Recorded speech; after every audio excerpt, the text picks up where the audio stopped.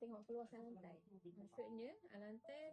Okay, Assalamualaikum. Saya Rushayati binti Sulaiman, penyela PPDK Sri Nilam Cahaya Baloh.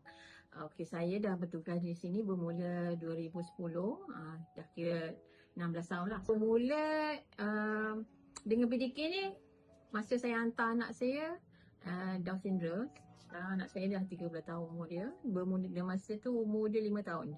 Alhamdulillah diterima sebagai petugas.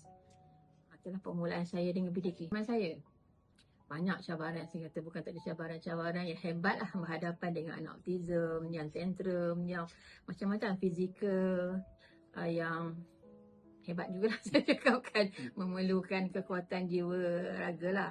Bukan kata benda ni bagi orang nampak macam kata susah jugalah nak hadap dengan budak-budak macam ni. Tapi perasaan tu, kita ada satu perasaan bila berhadapan budak OKU tu lain tau. Dia jadi macam kadang-kadang rasa lebih daripada anak sendiri. Macam tu lah perasaan yang kami semua lah. Saya rasa sama je kan petugas yang lain. Macam tu lah lebih kurang. Kami di PDK tu kami tak tahu nak cakap macam ni. Cabaran tu hebat. Tapi jiwa kami ni memang dah serasi dengan PDK. Kalau tidak tak lama lah kami semua bertahan kat sini. Bekerjasama petugas. Alhamdulillah.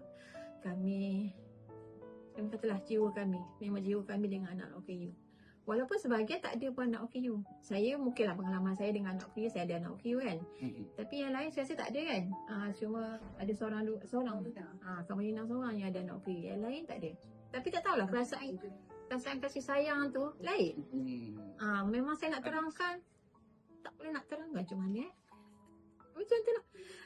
Saya kata kadang-kadang saya ada tekanan. Kadang-kadang terfikir saya nak berhenti, penat. Saya cakap betul, penat sangat. Tapi bila dah sejuk, okey. Macam tu lah. Bila stres, dia diam sekejap kan. Diam, buat tak tahu je. Bila dah okey, esok okey dia. Dah berhadapan dengan anak OKU ni. Di hari-hari bersama pelajar OKU ni, Kasih sayang.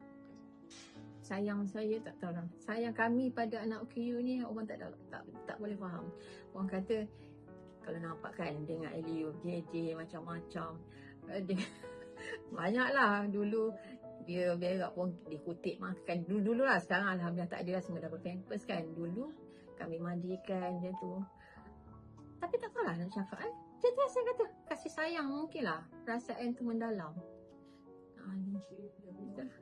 Saya boleh terangkan, cuma nak cakap sixth sense dia kuat. Cuma saya perasan budak kalau kita ada tekanan, memang dia orang pun akan tekanan. Jadi kita kena behave diri sendirilah. Cuba bertenang.